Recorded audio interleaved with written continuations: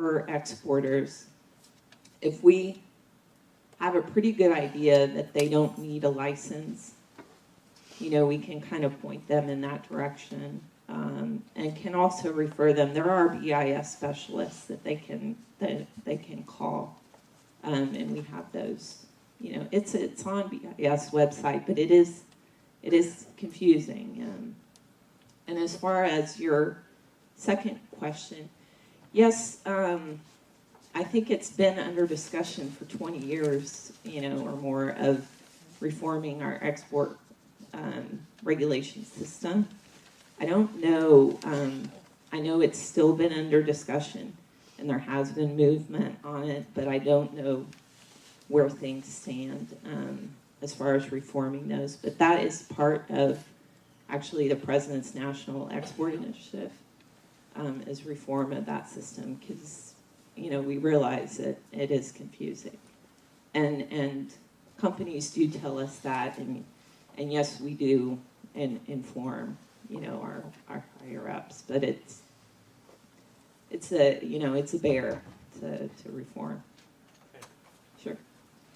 My question is kind of a continuation on the gentleman's question. You guys are sort of a middle group, if you will, between almost the upper part of the government and, let's say, foreign companies for help. But it's going back to the same thing. Who's really going to start talking about removing those regulations for businesses? It's choking everybody up. You said it's been 20 years, and nobody's doing anything about it.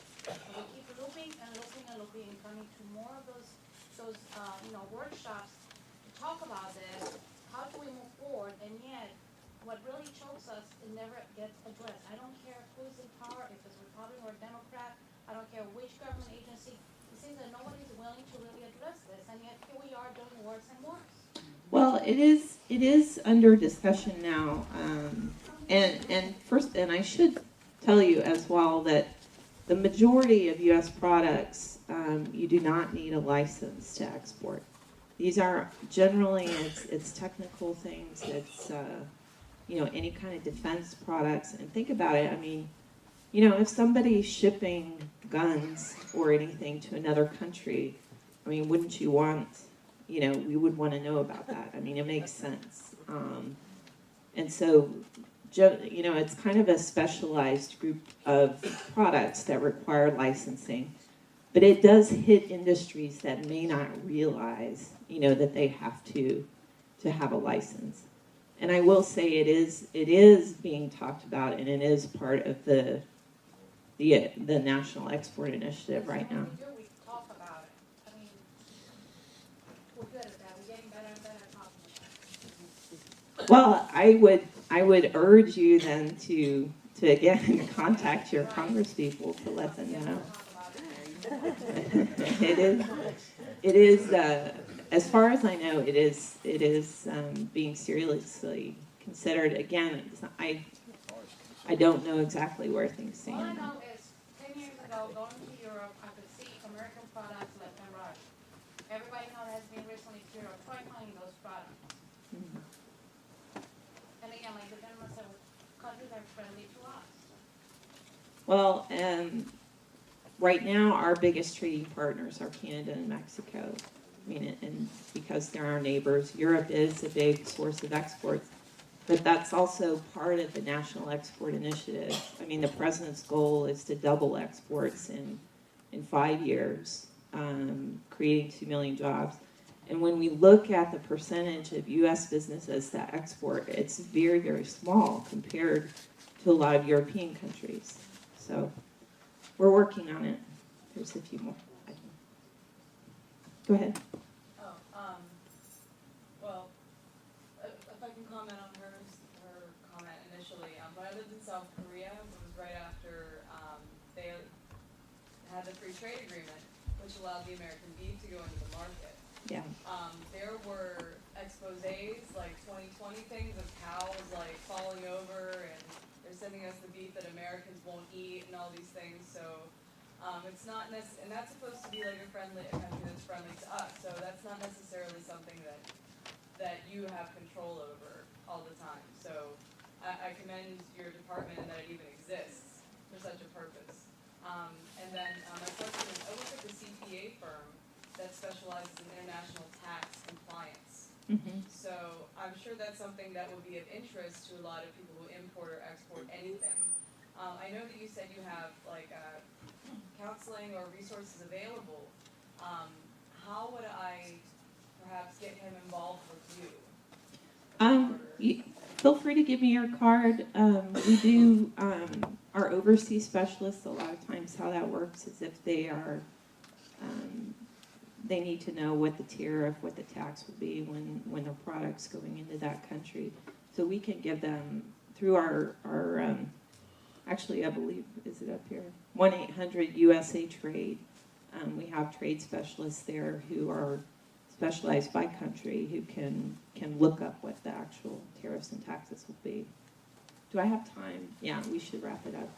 I'll stay here afterwards, and I'd be glad to answer any more questions, but I think we need to move on with the program. So thank you, everyone.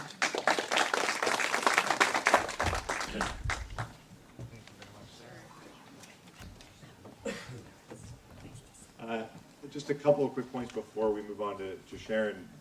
First, the good work that's done here often, and Sarah didn't make a point, but in trying to make sure that our companies are in the best position to export, we're not just trying to change our own laws to make it easier to deal with our regulations. We have a tough time with some of our trading partners. One of the reasons that you don't see as many products in some places is because of the policies that those companies are imposing on us.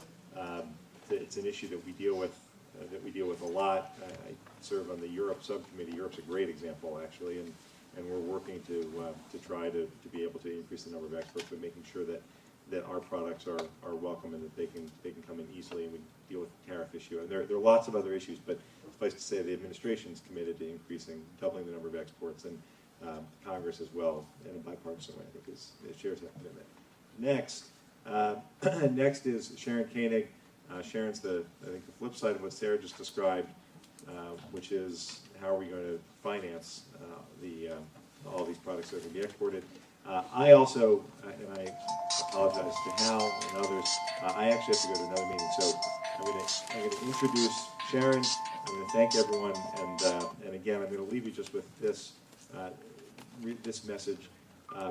We're going to be doing many more of these sorts of programs, and if it's okay with our guests, our panelists, we'll continue to reach out to you, although I suspect not from Mexico City. But good luck to you in your new position. And along the way, as I said at the start, don't hesitate to call our office if we can provide assistance, provide you with contact information to make sure that you get the services that will help you grow your businesses. And with that, Sharon, I will turn it over to you. Thank you very much.